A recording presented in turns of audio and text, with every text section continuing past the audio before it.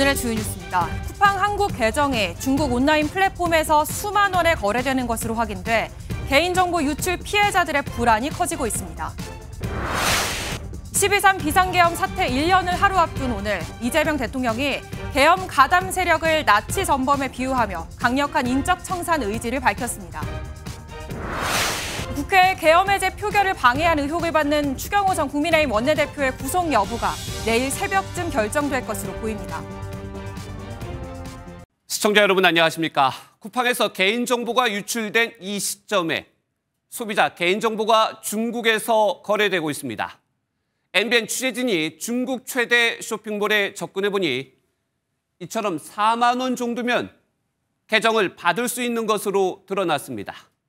유력한 용의자인 중국인 전 개발자 직원이 이미 중국에서 돈벌이로 활용하고 있는 건지 2차 범죄 우려가 커지고 있습니다. 당장 중국에서 벌어지고 있는 개인정보 거래를 막아야겠습니다. 먼저 베이징 김한준 특파원입니다. 중국 최대 쇼핑 플랫폼인 타오바오몰입니다. 쿠팡 한국 계정을 파는 판매인들에게 문의하자 바로 메신저를 통해 연락이 옵니다. 322안, 우리 돈 6만 원 정도를 내면 사흘 이내에 계정을 받을 수 있고 8만 원은 24시간에서 48시간 안에, 10만 원을 이체하면 즉시 발급된다고 소개합니다. 사용하다 한 달 안에 문제가 발생하면 다른 계정으로 바꿔준다고도 얘기합니다. 중국판 당근마켓인 시엔이입니다. 이곳에 들어가도 쿠팡 계정을 파는 사람을 어렵지 않게 찾을 수 있습니다. 시엔이의 한 판매인은 물건을 사는데 다소 제약이 있는 계정은 5천 원이면 되지만 보통 계정은 5만 원 정도라고 설명합니다. 최근 정보 유출 사태를 거론하며 계정을 어떻게 구한 것이냐고 물었지만 문제없이 깨끗하다고만 답했습니다. 더 자세한 정보를 얻기 위해 취재진이 통화를 요청했지만 판매인들은 불편하다며 모두 거절했습니다.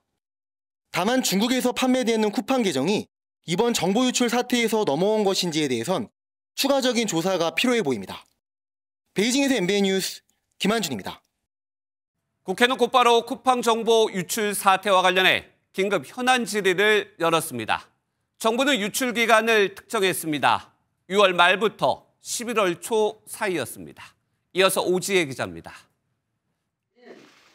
국회 과방위 긴급 현안 질의에 출석한 류재명 과기정통부 2차관은 쿠팡 개인정보가 지난 6월부터 3천만 개 이상 유출됐다고 밝혔습니다.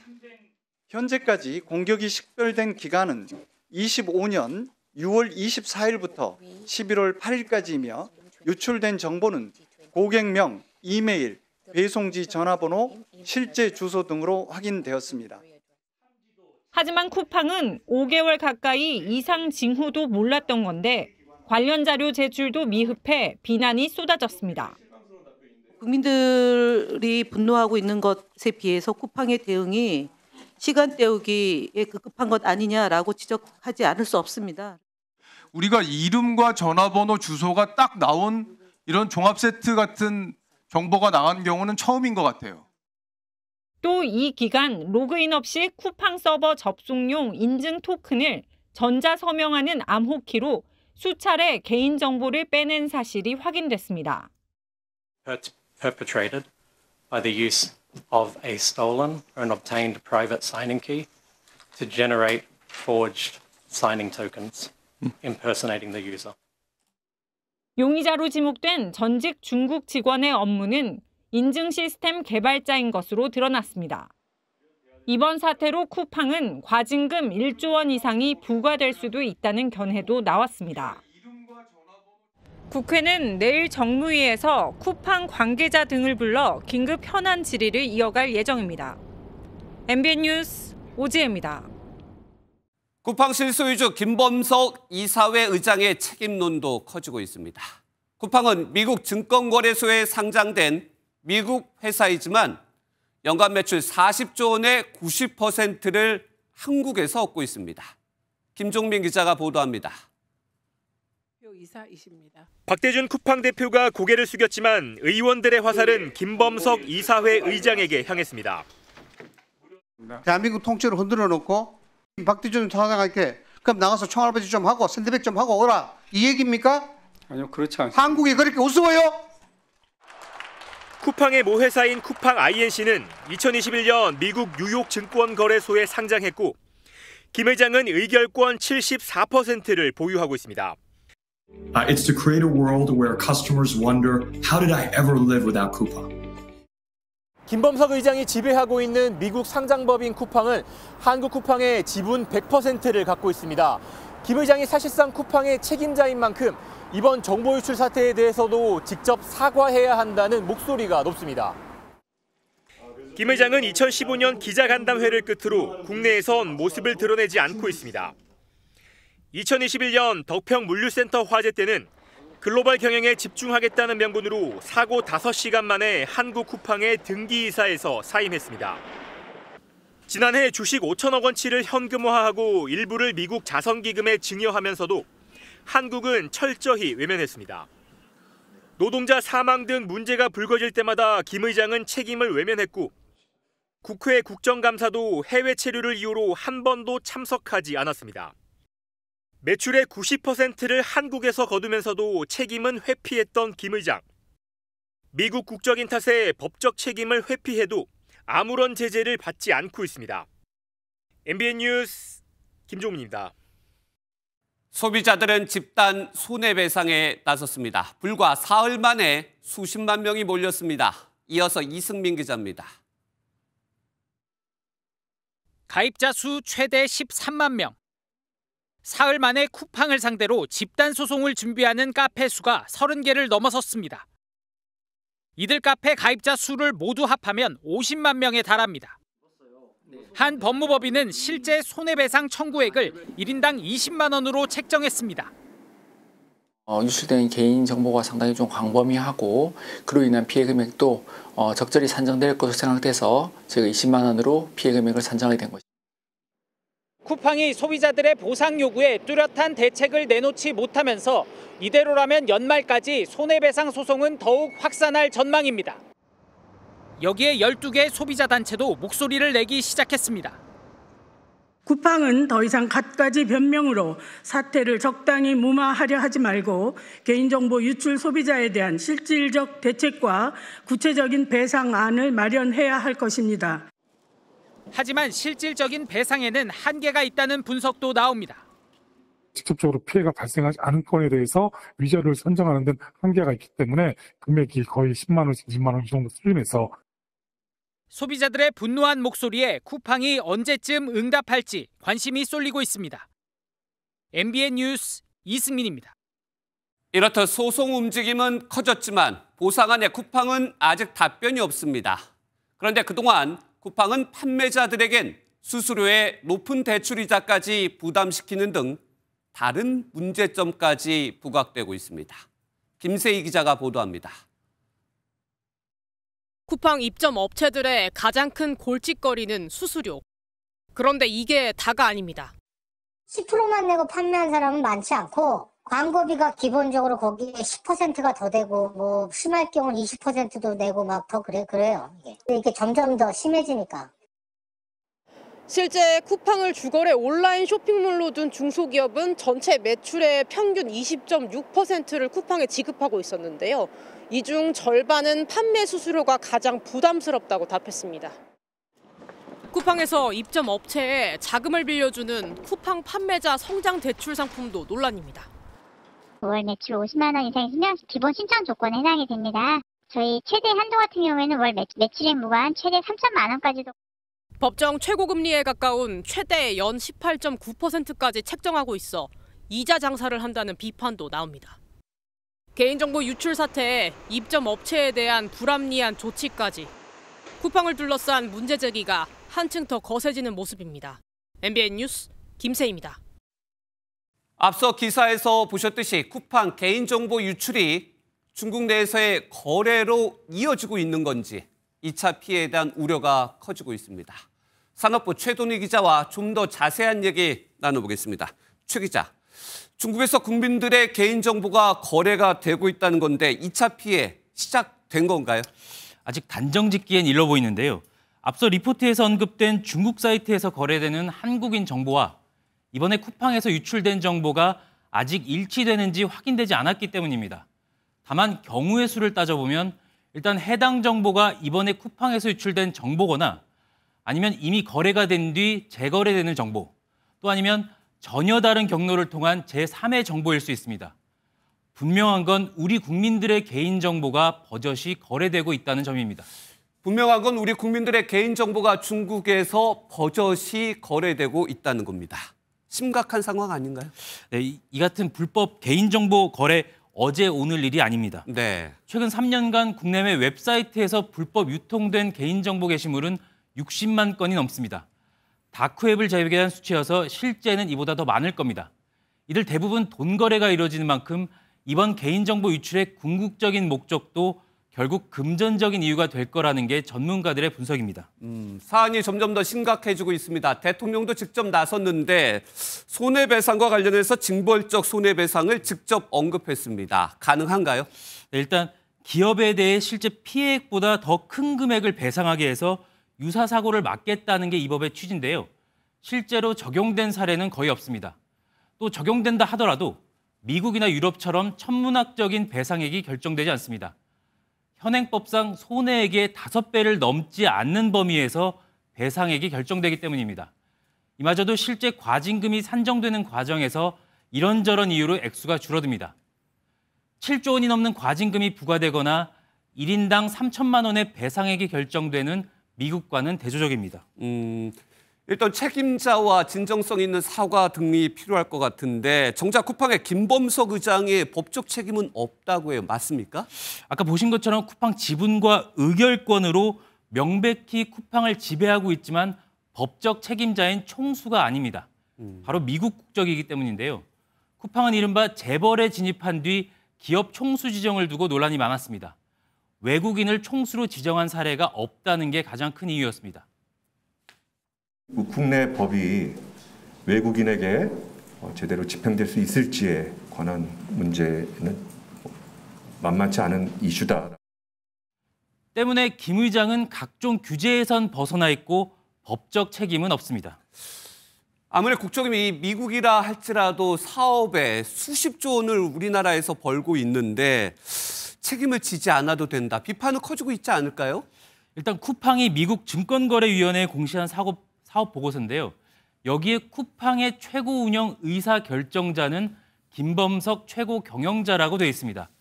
이처럼 주요 의사결정을 내리면서도 책임은 지지 않는 구조인 겁니다. 한국에서 비즈니스를 계속하기 위해서는 한국 소비자, 특히 한국의 이해관계자들을 최소한 만족시키면서 가야 되는 사회적인 책임은 법적 책임은 월급 사장만 지고 있다는 비판까지 나오는데 김 의장이 입장을 낼지 좀 더 지켜봐야 할 것 같습니다. 계속해서 지켜보겠습니다. 지금까지 최돈희 기자였습니다. 이재명 대통령이 계엄 1년 하루 전인 오늘 국무회의에서 엄격한 처벌을 강조했습니다. 이 대통령은 내라는 나치 전범 처리하듯이 형사처벌하고 정치에 개입한 종교재단은 해산명령 검토를 지시했습니다. 강력한 내란 청산 의지를 재차 드러낸 것으로 보입니다. 먼저 표선우 기자가 보도합니다. 계엄 1년을 하루 앞두고 열린 국무회의. 이재명 대통령은 비상계엄 가담자들을 겨냥해 나치 전범처럼 처리하라고 지시했습니다.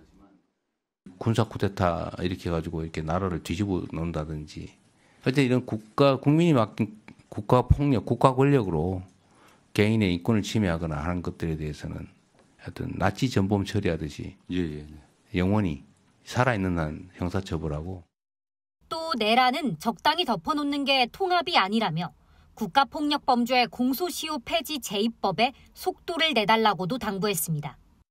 내란 잔재 청산이 국민 통합의 전제라는 점을 분명히 밝힌 겁니다. 이 대통령은 또 종교의 정치 개입 문제를 지적하며 해산 가능성도 언급했습니다. 종교재단 자체가 조직적, 체계적으로 정치 개입한 사례들이 있는데 이게 일본에서는 종교재단 해산 명령을 했다고 하는 것 같더라고요. 그것도 한번 검토해 보시고. 일각에서는 통일교의 국민의힘 개입 의혹을 겨냥했다는 해석이 나오지만 대통령실은 특정 종교 언급은 적절치 않다며 우선 선을 그었습니다. 개엄 1년을 맞아 이재명 대통령은 내일 특별 성명을 발표합니다. 이때 이 대통령이 12.3 기념일 추진 등의 발언을 내놓을지도 관심입니다. MBN 뉴스 표선우입니다. 민주당은 12월 3일을 민주화운동 기념일로 지정하는 법률 개정에 착수합니다. 내일 저녁엔 국회 앞에서 시민단체가 주최하는 집회가 열리는데 이 자리에 이재명 대통령도 참석할 예정입니다. 이어서 장가희 기자가 보도합니다. 지난해 12월 3일 밤 비상계엄이 선포되자 시민들은 국회로 모였습니다. 계엄이 해제된 후에도 시민들은 촛불과 응원봉을 들고 광장을 지켰습니다. 더불어민주당은 12월 3일을 민주화운동 기념일로 지정하는 법률 개정에 착수했습니다. 민주화운동 기념사업회법에 명시된 민주화운동에 12.3 빛의 혁명을 추가하는 겁니다. 국민들이 지켜낸 민주주의의 의미를 국회가 제도로 완성하겠다는 겁니다. 세계가 인정한 빛의 혁명을 민주화운동으로 공식화하겠습니다. 이제 국회가 그 의미를 제도로 완성해야 합니다. 내일 저녁 7시 국회 앞에서는 시민단체가 주최하는 장외 집회도 열립니다. 이 자리에는 이재명 대통령도 참석할 예정입니다. 시민단체가 여는 집회에 현직 대통령이 직접 참석하는 건 이례적이라는 평가입니다. 위대한 대한국민에 대한 감사를 그 당시 현장에서 직접 드리는 것이 여러모로 의미가 있겠다라는 판단에서 이루어진 거고요. 이 대통령이 빛의 혁명을 상징하는 응원봉을 들고 행사에 참여할 가능성도 거론됩니다. 이 대통령은 비상계엄 1년을 맞아 계엄의 불법성을 재차 부각하는 한편 더불어민주당은 국민의힘과 사법부를 향한 공세 수위를 최고조로 끌어올릴 계획입니다. MBN 뉴스 장가희입니다. 12.3 비상계엄 당시 계엄 해제 표결을 방해한 혐의를 받는 추경호 국민의힘 의원에 대한 구속 여부가 몇 시간 뒤면 결정됩니다. 서울중앙지방법원의 취재기자 연결해 보겠습니다. 박혜빈 기자, 추경호 의원에 대한 구속 신문 지금도 진행 중입니까? 네, 오늘 오후 3시에 시작된 추경호 의원의 구속 전 피의자 신문은 4시간이 넘은 지금까지도 진행 중입니다. 추 의원은 법정에 들어가며 짧은 입장을 전했습니다. 오늘 정치적 편향성 없이 법원의 공정한 판단을 기대합니다. 이상입니다. 계엄 당시 국민의힘 원내대표였던 추 의원은 의원총회 장소를 3차례 바꾸며 소속 의원들의 계엄 해제 표결 참여를 방해한 혐의를 받고 있습니다. 추 의원은 계엄 해제를 막을 의도가 전혀 없었다며 관련 혐의를 전면 부인하고 있습니다. 그렇다면 구속 여부를 가릴 쟁점, 구체적으로 짚어주시죠. 네, 핵심은 추 의원이 의도적으로 표결을 방해했는지 여부입니다. 특검은 추 의원이 계엄 선포 뒤 윤석열 전 대통령의 전화를 받고 표결을 방해하려 했다고 의심하고 있습니다. 추 의원은 통화 뒤 소집 장소를 되려 당사에서 국회로 바꿨다며 사실무근이라는 입장입니다. 특검은 오늘 700종 넘는 의견서와 300장 분량의 PPT를 준비했다고 밝혔는데요. 여기에는 추 의원이 해제 표결 관련 내용을 제대로 안내하지 않았다는 일부 국민의힘 의원 진술과 계엄이 잘 됐으면 좋았을 것이라는 취지의 발언을 했다는 국회 직원의 진술도 포함된 걸로 알려졌습니다. 추 의원은 내란 특검의 마지막 구속영장 집행 대상으로 영장이 발부되면 막판 수사에 탄력을 받을 수 있지만 영장이 기각되면 무리한 수사였다는 비판이 제기될 전망입니다. 심사를 맡은 이정재 부장판사는 앞서 윤석열 전 대통령에 대한 체포영장을 기각한 바 있습니다. 구속 여부는 계엄 1년이 되는 내일 새벽 나올 전망입니다. 지금까지 서울중앙지법에서 MBN 뉴스 박혜빈입니다. 법원 앞에 모인 국민의힘 의원들은 영장은 반드시 기각될 것이라며 추경호 의원 지키기에 나섰습니다. 구속 여부에 따라 내일 계엄 1년의 분위기도 달라질 전망입니다. 이어서 노아린 기자입니다. 12월 3일 표결 방해는 없었다는 문구가 적힌 플래카드를 들고 법원 앞에 모인 국민의힘 의원들은 이번 구속영장은 자유민주주의에 대한 구속영장이라고 강하게 비판했습니다. 이재명식 정치보복, 독재정치 끝장내자! 그러나 저는 대한민국 사법부의 양심과 용기를 믿습니다. 영장은 반드시 기각될 것입니다. 그리고 무도한 내란몰이는 그 막을 내릴 것입니다. 그러면서 비열한 정치 공작에 절대 물러서지 않겠다며 계엄 당시 원내대표였던 추경호 의원의 무죄를 강조했습니다. 추경호 전 원내대표는 무죄입니다. 조작된 퍼즐로 끼워 맞춘 영장은 사실과 법리로 따지면 당연히 기각되어야 합니다. 의원 전원의 이름으로 표결을 방해받은 사실이 없다는 내용의 탄원서도 법원에 제출했습니다. 국민의힘이 이렇게 사활을 거는 건 영장이 발부되면 내란 공범 프레임은 물론 민주당의 위헌정당 해산심판 청구가 현실화할 가능성이 크기 때문입니다. 국민의힘 지도부는 국회에서 영장심사 결과를 지켜보고 상황에 따라 서울구치소로 이동할 예정입니다. MBN 뉴스 노하린입니다. 장경태 민주당 의원이 자신을 성추행 혐의로 고소한 당사자를 무고죄로 맞고소했습니다. 장 의원은 이번 고소로 얻을 실익은 정치적 이유라고 주장했는데 고소인 측은 피해자 2차 가해를 멈춰야 한다고 강력 반발했습니다. 심동욱 기자가 보도합니다. 지난해 10월 술자리에 있던 여성을 성추행한 혐의로 고소당한 장경태 의원이 굳은 표정으로 경찰에 모습을 드러냈습니다. 성추행 사실은 없었다며 고소한 당사자를 무고 혐의로 고소했습니다. 타당 보좌진이 저를 고소해서 얻을 실익은 아마 정치적 이유라고 저는 생각을 하고요. 자신의 결백함을 입증할 자료도 있다며 자신감을 드러냈습니다. 대화 내용과 관련된 증거를 다 확보하고 있다. 변호인단을 비롯한 많은 분들께서 승소를 확신하고 있습니다. 또한 자신의 목덜미를 잡아 폭력을 행사했다며 사건 당일 영상을 촬영한 참고인도 폭행 등 혐의로 고소했습니다. 고소인 측은 장 의원에 대해 전형적인 성범죄 가해자의 태도라며 장 의원의 혐의를 입증할 증거는 충분히 있다고 맞받아쳤습니다. 이어 피해자에 대한 2차 가해를 멈춰야 한다고 밝혔습니다. 국민의힘 여성 의원들도 장 의원이 2차 가해를 멈춰야 한다고 목소리를 냈습니다. 내가 오히려 피해자라며 피해자 코스프레 하는 것도 모자라 2차 가해에 몰입하고 있습니다. 경찰은 조만간 고소인 등 소환 조사를 통해 정확한 사건 경위를 규명할 방침입니다. MBN 뉴스 심동욱입니다. 오늘 아침 두꺼운 패딩 꺼내신 분들 많으실 텐데요. 12월 시작과 함께 한파가 찾아왔습니다. 내일은 영하 10도 안팎으로 더 춥겠고 서해안은 눈까지 내린다고 하니 날씨예보 잘 확인하시고 대비하셔야겠습니다. 강세현 기자입니다. 찬바람이 몰아치는 거리를 패딩으로 무장한 시민들이 걸어갑니다. 아이도 머리부터 발끝까지 꽁꽁 싸맸습니다.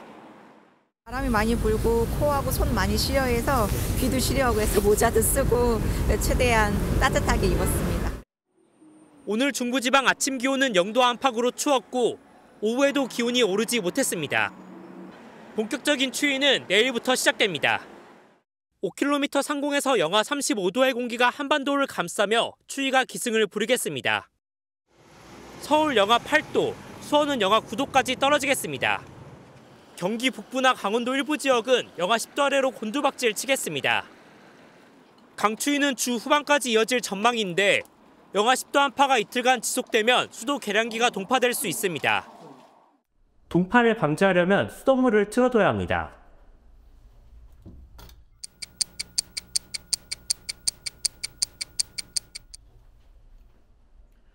종이컵을 기준으로 33초에 한 컵을 채울 정도의 속도로 틀어야 빙파를 예방할 수 있습니다.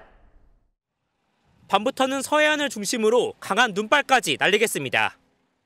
찬 북서풍이 서해상을 지나며 발달한 눈구름대가 3일 수요일 충청 이남 서해안을 중심으로 많은 눈을 뿌리겠고 충남 내륙엔 최대 5cm, 충남과 전북, 전남 북부 서해안엔 최대 10cm의 눈이 예보됐습니다. 강추위로 순식간에 길이 얼어붙을 수 있는 만큼 월동 장비를 갖추고 속도를 줄여 운전해야 합니다. MBN 뉴스 강산입니다. 이번엔 사건 사고 소식입니다. 주차된 차량에 불을 지르고 달아난 30대 남성이 경찰에 붙잡혔습니다. 모델하우스 직원의 응대가 마음에 들지 않아 불을 질렀다는데 충전 중이던 전기차에 불이 붙어 하마터면 큰 화재로 이어질 뻔했습니다. 박상호 기자입니다. 울산의 한 모델하우스 주차장입니다. 한 남성이 큼지막한 비닐봉지를 들고 나타나 충전 중인 차량 밑에 집어넣습니다. 잠시 후 라이터로 봉지에 불을 붙입니다. 불이 차량으로 옮겨 붙자 남성은 유유히 자리를 뜹니다. 점점 거세진 불길은 차량 앞부분을 집어삼킵니다. 목격자의 신고를 받고 출동한 소방은 40분 만에 불을 껐습니다. 불에 탄 차량이 있던 곳입니다. 당시 차에 꽂힌 충전선을 타고 바로 옆 모델하우스로 불이 번졌다면 큰 화재로 이어질 뻔했습니다. 다행히 다친 사람은 없었지만 1억 원이 넘는 하이브리드 차량 한 대가 완전히 타버렸습니다. 불을 지르고 달아난 남성은 범행 하루 만에 집에서 긴급 체포됐습니다. 이 남성은 범행 전날 모델하우스에 다녀간 것으로 확인됐습니다. 그 원인은 뭐 직원들의 응대 불만으로 나왔거든요. 그러니까 모델하우스 전체에 대한 어떤 뭐 그런 불만, 불친절 그에 대한 불을 지른 차량은 남성을 응대한 직원의 차는 아니었습니다. 경찰은 방화 혐의로 50대 남성에 대해 구속영장을 신청했습니다. MBN 뉴스 박상호입니다. 지난달 전남 신안 앞바다에서 무인도와 충돌한 대형 여객선의 선장이 구속됐습니다. 그동안 사고 해역을 1000번 넘게 지나면서 단 한 번도 조타시를 지키지 않은 것으로 드러났습니다. 정치훈 기자입니다. 구속영장 심사를 마치고 해경에 이끌려 나온 퀸 제노비아호 선장 김모 씨가 고개를 숙입니다. 승객들한테 죄송하다고 생각합니다.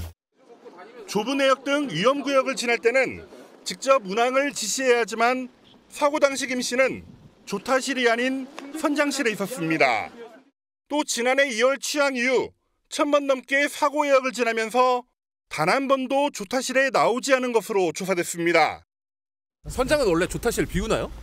죄송합니다. 네, 성실히 조사 임하겠습니다. 선장도 없는 조타실에서 1등항에서는 자동안법 장치를 켜놓고 휴대전화를 받습니다. 결국 26,000톤급 대형 여객선이 섬과 충돌에 자초하면서 267명이 탈출 소동을 벌이고 70여 명이 치료를 받았습니다. 선장 김모 씨에 앞서 항해사와 조타수까지 여객선 운항과 관련한 3명 모두 구속되면서 이번 자초 사고에 대한 책임을 지게 됐습니다. MBN 뉴스 정춘우입니다. 명동역에서 남산 정상까지 5분 만에 갈 수 있는 곤돌라를 2년 후면 탈 수 있다고 서울시가 발표했습니다. 그런데 작년에도 같은 계획이 발표됐었지만 기존 남산 케이블카를 운영 중인 업체가 소송을 걸면서 이 공사가 중단된 상태인데요. 서울시는 법원 결정과 관계없이 곧 공사를 재개할 수 있다며 의지를 드러냈습니다. 윤기란 기자입니다. 서울 지하철 명동역에서 가까운 공원 한편에 굳게 닫힌 공사장이 보입니다. 지난해 9월 서울시는 남산 곤돌라 승강장 조성 사업을 시작했지만 공정률 15% 상태에서 공사가 중단된 상태입니다. 남산에서 케이블카를 독점으로 운영하는 업체에서 공원 녹지법 위반이라며 법원에 소송을 제기했기 때문입니다. 서울시가 특정 개인이 60년 넘게 공공자산에서 발생한 수익을 독점해왔다며 맞서는 가운데 오는 19일 법원의 1심 선고 결과가 나옵니다. 판결을 앞둔 시점에 서울시가 남산 재정비 대책안에 다시 이 곤돌라 사업을 집어넣으면서 공사 강행의 의지를 드러낸 겁니다.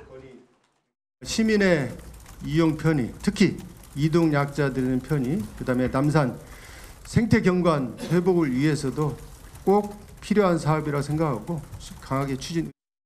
소송에서 이기면 서울시는 곧바로 공사를 다시 시작하고 오는 2027년 상반기에는 더 저렴하고 더 편한 곤돌라를 탈 수 있다고 말합니다.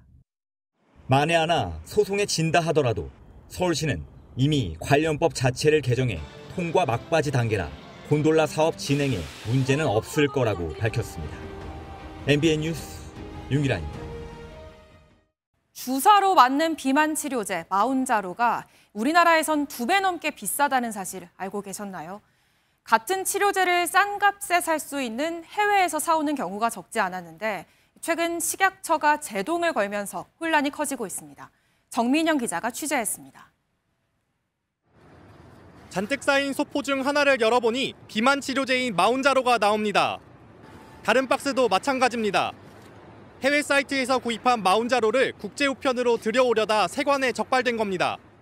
현재 식약처에서 위해의약품으로 지정되어 있어가지고 세관에서는 반입이 지금 제한되어 있습니다. 해외 직구는 물론 직접 외국으로 나가 사오는 사람들이 늘자 식약처가 인천공항 세관을 통해 단속 강화를 주문하며 벌어진 일입니다. 30대 고도 비만 남성도 인도 사이트를 통해 140만 원 상당의 마운자로를 구입한 뒤 국제 우편으로 받으려다 세관에 압수당했습니다. 처음에는 일본행 비행기를 예약을 하고 이제 병원까지 예약을 했는데 보다 보니까 인도에서 구매하는 사람들이 굉장히 좀 많더라고요. 마운자로의 국내 가격은 2.5mg 사주 분량 기준 28만 원. 그러나 일본 의료기관에 방문해 처방받으면 15만 원.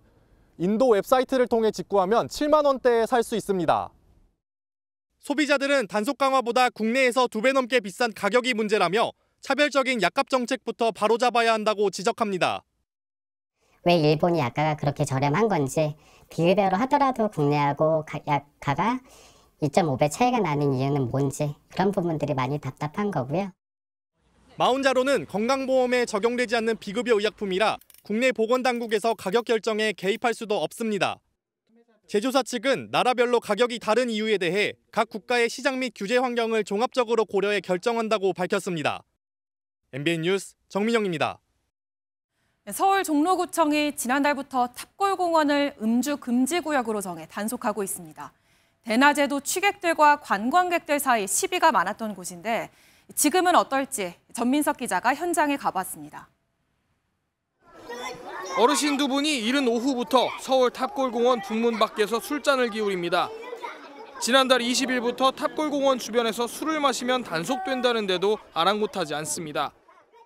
늘 이렇게 좀 드시는 편인가요? 자세히 보니 두 사람의 발은 교묘하게 단속 구역을 벗어나 있습니다. 아니요, 여기 괜찮아요. 천 넘어요. 하도 다툼이 잦아 일찌감치 금지한 바둑과 장기도 문화재 보호구역을 알리는 선 밖으로 밀려났습니다.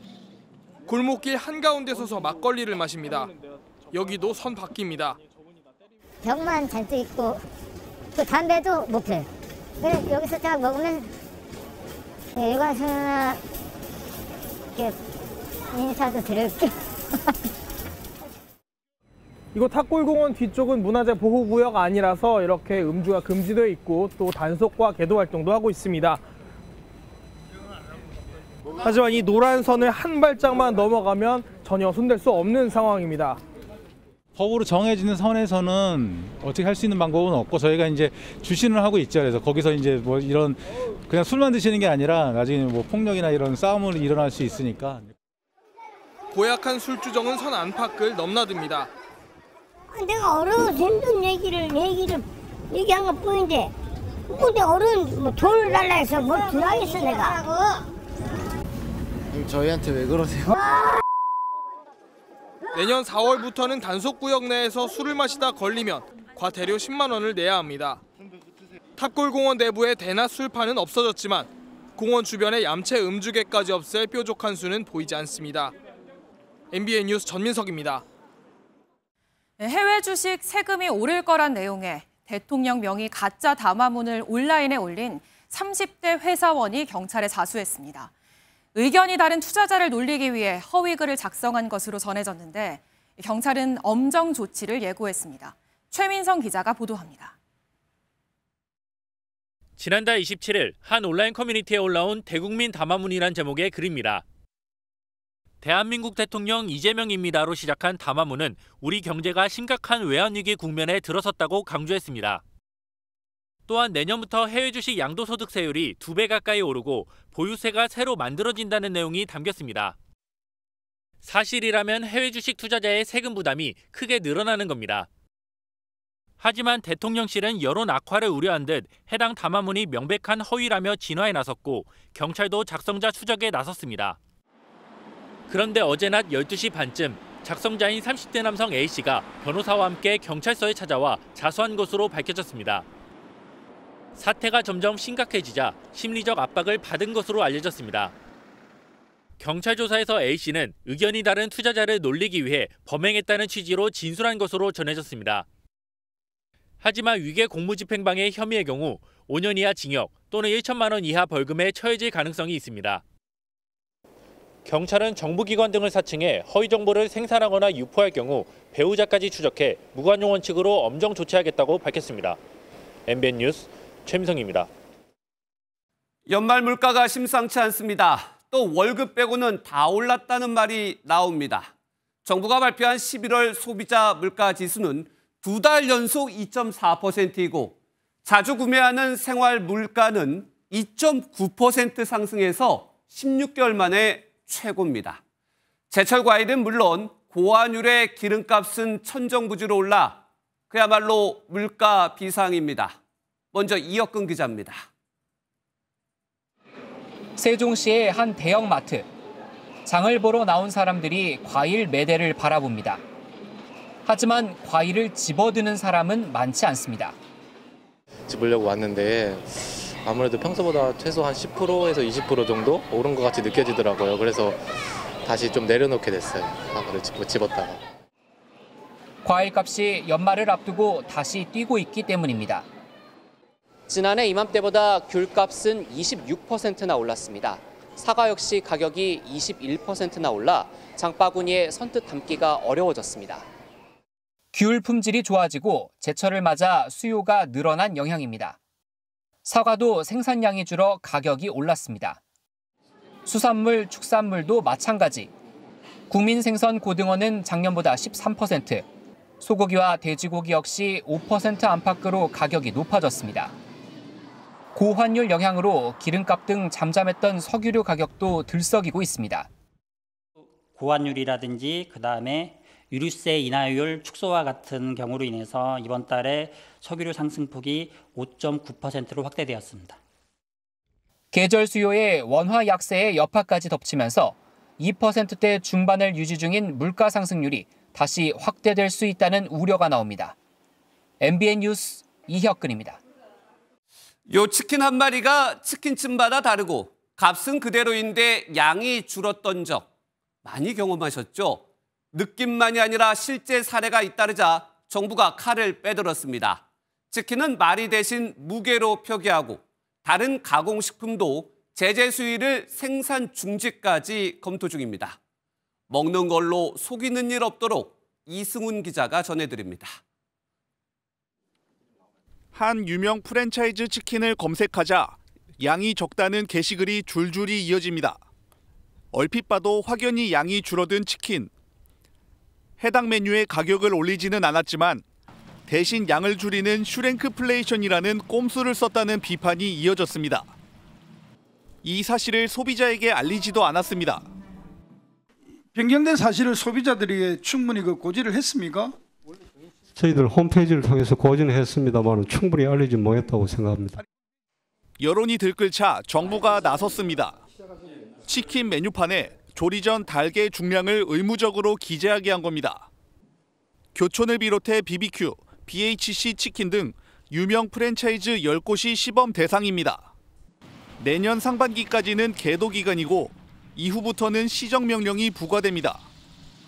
치킨뿐 아니라 가공식품 전반에 대한 모니터링도 강화됩니다.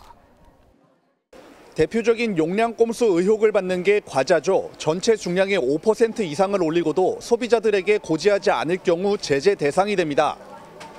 평소에 그런 생각은 가지고 있었는데 제대로 파악을 해서 제재를 할 수 있으면 좋을 것 같다는 생각.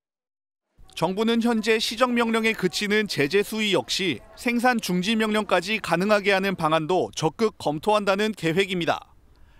MBN 뉴스 이승훈입니다. 여야가 예산안 법정 처리 시한인 오늘 728조 원 규모의 내년도 예산안에 합의했습니다. 국회로 가보겠습니다. 정태진 기자, 예산안이 언제쯤 통과될 걸로 예상됩니까? 네, 국회 본회의장 앞에 나와 있습니다. 잠시 뒤인 8시부터 이곳에서 국회 본회의가 열립니다. 먼저 여야는 민생 법안부터 처리합니다. 예산안은 정부의 개수 조정, 시트 작업을 거쳐 오늘 밤늦게 통과될 전망입니다. 오늘 이른 아침 만난 여야 원내대표 활짝 웃진 않았지만 극적으로 예산안 합의를 이뤄냈습니다. 압수? 여야는 4조 3천억 원을 줄였는데 감액한 범위 내에서 증액해 전체 예산 728조 원 규모는 그대로 유지됩니다. 세부적으로 보면 이재명 정부 핵심 국정과제인 지역사랑 상품권 예산 등은 감액하지 않았고 AI 지원 예산 등에서 일부 감액했습니다. 여당은 이재명 정부 첫 예산안을 지켜냈다고 자평했는데 야당 내에선 너무 빨리 합의해졌단 이런 불만도 터져나왔습니다. 야당 예결위 간사인 박형수 의원은 대통령실 특갈비 삭감 대신 대통령실 운영비 1억 원을 삭감해 특갈비 감축 의미를 반영했다고 강조했습니다. 예산안이 통과되면 국회가 5년 만에 법정 시한을 지키는 건데 국회 선진화법 시행 이후 이번이 세 번째가 됩니다. 지금까지 국회에서 MBN 뉴스 정태진입니다. 다음 소식입니다. 연말 연초 서울에서만 10,000가구가 넘는 아파트가 입주에 들어가는데 전세 가격은 오히려 오르고 있습니다. 정부가 갭 투자를 막겠다며 신축 아파트 전세자금 대출을 전면 금지시키는 바람에 전세 물건이 월세나 자가로 돌아선 건데요. 과도한 규제로 결국 세입자들만 힘들어졌다는 지적이 나옵니다. 배준우 기자가 취재했습니다. 이달 말 입주에 들어가는 서울 송파구의 한 아파트입니다. 2,600세대가 넘는 대단지인데도 전세 가격을 1억 원씩 높인 매물들이 눈에 띕니다. 보통 아파트 입주 때는 전세 물건이 쏟아져 가격이 낮아지는데 오히려 오르는 이례적인 현상이 벌어지는 겁니다. 입주율이 대단히 높거든요. 그러다 보니까 입주가 가까이 가도 전세가가 떨어지도 않고. 이곳뿐만이 아닙니다. 바로 옆 아파트도 다음 달 1,800여 세대 입주가 시작되는데 전세 가격이 오르고 있습니다. 송파구 아파트 전세값은 최근 3개월 사이 3.5% 올라 서울 25개 자치구 중 가장 많이 상승했습니다. 세입자의 전세자금 대출이 막히자 집주인들이 직접 들어가거나 대출을 받아 월세를 놓으면서 전세 물건이 줄어든 영향입니다. 실제 동대문구 4천여 세대, 서초, 강남 각각 1,000여 세대 등 연말 전후로 서울에서만 10,000가구 넘게 입주에 들어가지만 영향이 없습니다. 중개사무소에 나온 물건 역시 열흘 전보다 1,000건 넘게 줄었습니다. 실거주 의무 조치에다가 세입자 전세 대출도 어렵다 보니까 준공과 동시에 입주하려는 집주인이 많다. 내년엔 수도권 아파트 입주 물량이 2만 가구 이상 줄어들 예정이어서 전세 가격 고공행진이 심해질 것이란 우려가 커지고 있습니다. MBN 뉴스 배준우입니다. 삼성전자가 보시는 것처럼 2번 접는 스마트폰을 공개했습니다. 완전히 펼치면 이 태블릿 PC 수준의 10인치 화면이 되는데요. 폴더블 폰 시장 경쟁이 치열해질 전망입니다. 정설민 기자입니다. 3개의 앱을 나란히 띄워놓고 문서 작업을 하고 10인치 대화면에서 한층 더 몰입감 있게 영상을 시청합니다. 2019년 세계 최초로 접는 폰을 선보였던 삼성전자가 6년 만에 양옆 화면을 서로 포개 접는 형태의 2번 접는 스마트폰을 공개했습니다. 다 펼치면 두께는 3.9mm, 접었을 땐 12.9mm로 삼성전자의 폴더블 폰 가운데 가장 얇습니다. 10인치 태블릿 PC를 주머니에 넣고 다니는 셈입니다. 이렇게 폰을 잘못 접었을 때는 화면 알림과 진동으로 알려주는 기능도 탑재됐습니다. 20만 번 이상 접었다 펼치고 물도 뿌리고 흔들어 보는 등 내구성에 심혈을 기울였습니다. 가격은 359만 원 정도로 오는 12일 정식 출시됩니다. 스페셜 에디션 같은 거여서 이렇게 대량으로 판매한다기보다도 진짜 원하시는 분들에게 계속 공급할 수 있도록. 지난해 세계 최초로 2번 접는 스마트폰을 선보인 중국의 하웨이는 2세대 제품을 내놨고 애플도 내년 주름 없는 접는 폰을 처음으로 출시할 예정이어서 접는 폰 왕자를 두고 경쟁이 치열해질 전망입니다. MBN 뉴스 정설민입니다. 국제 소식도 살펴보겠습니다. 미국이 베네수엘라 마약 운반선의 생존자를 2차 공격한 뒤 사살했다는 보도가 나오며 논란이 일었죠. 후폭풍이 거세지자 미국 정부가 최근 이 사실을 인정했습니다. 단 공격을 감행한 사람이 트럼프 대통령이나 미 국방장관이 아닌 해군 제독이었다고 해명했습니다. 이한나 기자가 보도합니다. 트럼프 미국 대통령이 베네수엘라 마약 운반선을 격침했다며 공개한 영상입니다. 당시 미 해군 공격으로 11명이 사망한 것으로 알려졌는데 최근 외신 보도를 통해 전쟁 범죄 논란이 불거졌습니다. 피트 헤그세스 미 국방부 장관의 명령으로 생존자 2명을 2차 공격해 사살한 것이 국제법 위반에 해당한다는 겁니다. 미 상원까지 진상조사에 나서자 결국 백악관은 2차 공격을 인정했습니다. The strike conducted on September 2nd was conducted in self-defense to protect Americans in vital United States interests. 다만 헤그세스 장관은 마약 운반선을 제거하라는 정도의 명령을 내렸을 뿐 실질적 공격은 미 해군 제독의 판단이었다고 강조했습니다. 헤그세스 역시 자신의 SNS에 브래들리 제독의 전투 결정을 100% 지지한다며 직접적인 명령을 내리지 않았다고 선을 그었습니다. 사실상 꼬리 자르기에 나선 겁니다. 헤그세스 장관의 추가 지시가 없었더라도 책임을 피하기 어렵다는 지적도 나옵니다. 미 전쟁법에는 난파선 생존자를 향해 발포하라는 지시를 군인이 거부해야 하는 불법 명령의 대표 사례로 적시하고 있습니다. 트럼프 대통령은 황급히 안보팀 긴급회의를 소집했습니다. 이번 사태를 해명하라는 압박 속에 베네수엘라에 대한 다음 조치를 논의할 것으로 보입니다. 망명하라는 최후 통첩에도 불응한 마두로 정권이 끝까지 항전 의지를 내비친 가운데 양국 간 긴장감은 한동안 계속될 전망입니다. MBN 뉴스 이한나입니다. 최근 중국 SNS에서는 우리나라 경찰과 군인을 흉내낸 영상들이 자주 보인다고 합니다. 비슷한 옷을 입었을 뿐만 아니라 체포 상황극까지 벌이면서 한국 공권력을 조롱한다는 논란이 커지고 있습니다. 한여혜 기자입니다. 경찰이 상점가를 기습 단속하는 이 영상. 중국에서 한국 경찰을 코스프레하는 모습입니다.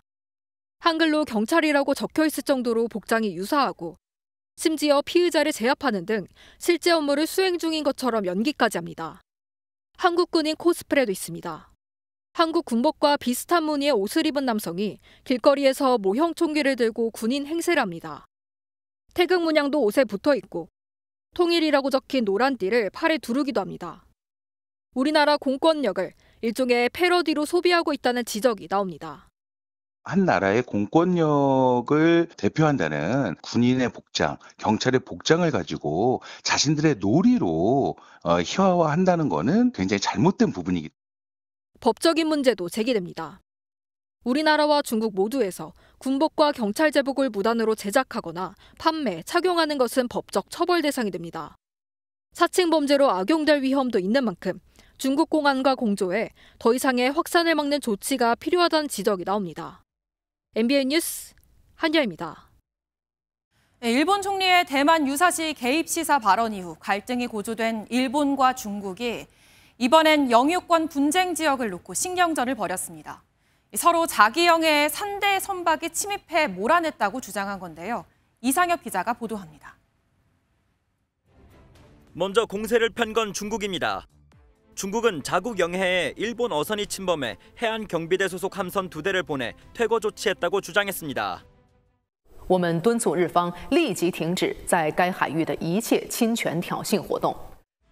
일본 얘긴 다릅니다.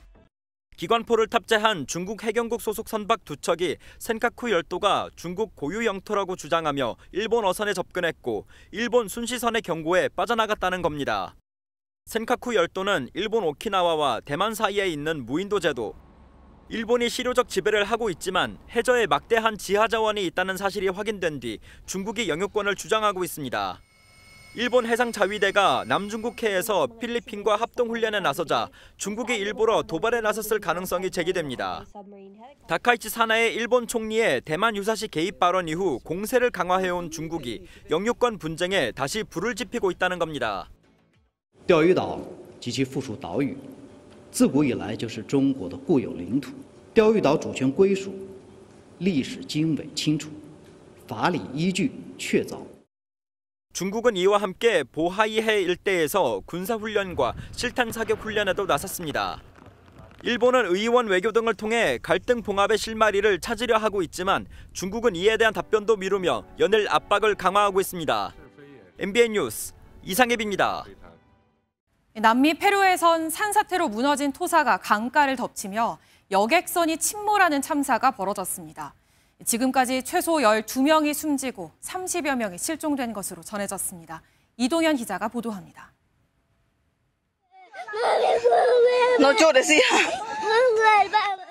우는 아이를 타이르던 엄마가 끝내 참던 울음을 터뜨립니다. 현지 시각 1일 새벽 페루 중부 우카얄리주 강변에서 선박이 침몰한 현장입니다. 산사태로 쓸려 내려온 토사가 여객선 2척을 덮치면서 한 척은 완전히 가라앉았고 다른 한 척은 크게 파손됐습니다. 현지 경찰은 이 사고로 최소 12명이 숨지고 30명이 넘는 사람이 실종됐다고 밝혔습니다. 당국은 수색 작업을 이어가고 있지만 거센 물살과 변덕스러운 날씨 탓에 피해가 더 불어날 것으로 보고 있습니다. una relación formal de los números de pasajeros reales que hay, porque sabemos que de los que ya han subido y han registrado formalmente están apareciendo más pasajeros, más sobrevivientes, más fallecidos, más desaparecidos. 탑승객 대부분은 인근 마을에 사는 원주민인 것으로 알려졌습니다. 실종자 중에는 원주민 교육을 위해 마을로 향하던 교사와 의료진 그리고 마을 어린이도 포함돼 안타까움을 더하고 있습니다. MBN 뉴스 이동현입니다. 한미가 정상회담 합의를 이행하기 위한 실무 논의에 착수했습니다. 양국의 관심사에 따라 속도차가 예상되는데 우리는 원자력과 핵 추진 잠수함에 미국은 한국의 투자에 무게를 두는 분위기입니다. 워싱턴에서 강영구 특파원입니다. 정상회담 후 첫 한미 고위급 협의가 워싱턴에서 열렸습니다. 박연주 외교부 1차관과 크리스토퍼 랜도 미 국무부 부장관은 분야별 실무 협의체를 조속히 가동하자고 뜻을 모았습니다. 협의 채널을 잘 구축해서 여러 이슈에 대해서 상호 간에 잘 심도 있는 진전 방안을 마련해 보자는 그런 취지였습니다.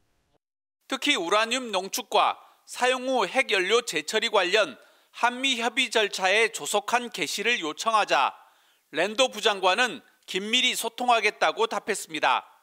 하지만 양국의 우선순위에는 온도차가 드러났습니다. 우리 정부가 원자력과 핵추진 잠수함 협력의 속도를 강조한 반면 미 국무부는 핵잠에 대한 언급 대신 한국의 3,500억 달러 투자를 전면에 내세웠습니다. 무역 분야에서는 하워드 러트닉 미국 상무장관이 한국산 자동차 관세를 11월 1일자로 소급해 15%로 인하한다고 공식 발표했습니다. 또 미 국무부는 이번 논의가 한미동맹의 현대화를 포함한다고 밝혀 주한미군의 대중국 견제 역할 논의도 본격화될 전망입니다. 핵 추진 잠수함과 핵 연료를 둘러싼 한미 간의 후속 협상은 한반도 안보에도 커다란 변수가 될 전망입니다. 워싱턴에서 MBN 뉴스 강영구입니다. 의대 증원이 잠정 보류되면서 전공의들이 병원으로 돌아가고 또 병원도 이제 좀 제자리를 찾고 있는데요. 정은경 보건복지부 장관이 공공의대를 통한 의대 증원 가능성을 언급해 파장이 예상됩니다. 최은미 기자입니다. 의대 증원 논란의 불씨가 다시 살아날 조짐입니다. 이번엔 의대 증원을 늘리는 방식이 아니라 공공의대를 통해서입니다. 정은경 보건복지부 장관은 기자들과 만나 지역 필수 공공의료 분야에 일할 의사가 필요하다는 건 명확하다며 공공의대는 별도 정원으로 충원할 수 있다고 밝혔습니다. 정 장관의 이날 발언은 공공의대에 별도 정원을 배정해 의사 숫자를 늘릴 수 있음을 시사한 것이라 파장이 큽니다. 지난해 전공의사직 등 홍역을 치른 뒤 의대 증원은 의사단체와 환자단체, 학계 전문가로 구성된 의료인력 수급 추계위원회에서 정하도록 했습니다. 곧 추계위에서 2027학년도 의대 정원 규모를 결정할 예정인데 공공의대는 이와 별도로 정원을 충원하겠다는 뜻으로 해석됩니다. 공공의대는 대학을 새로 설립해 학생들에게 학비를 지원하고 교육한 뒤 특정 지역이나 공공의료 분야에 의무 복무하도록 하는 제도입니다. 공공의대 정원만큼 의사 숫자가 늘어날 수 있지만 문재인 정부 때부터 추진하다 의사들의 반대로 시행되지 못했습니다. 지금 뭐 전공의들이 돌아왔다고는 하지만 필수 의료나 뭐 지역 뭐 이런 데는 더 지금 엉망이 되어가고 있고 그거 좀 빨리 진행할 수 있도록 우리 사회가 적극적으로 그런데 동의해줘야 되는 거 아니에요?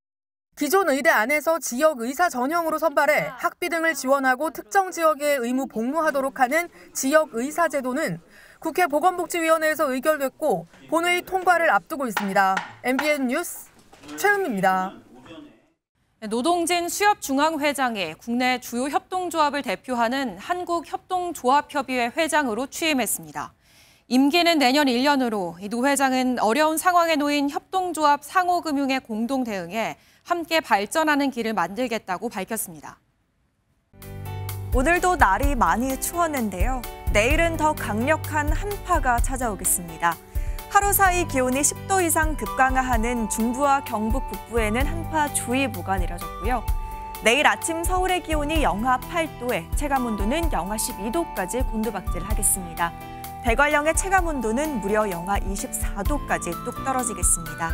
출근길 보온에 각별히 신경 써주셔야겠습니다. 또 찬 공기가 서해상을 지나면서 오늘 밤부터 눈구름도 발달하겠습니다.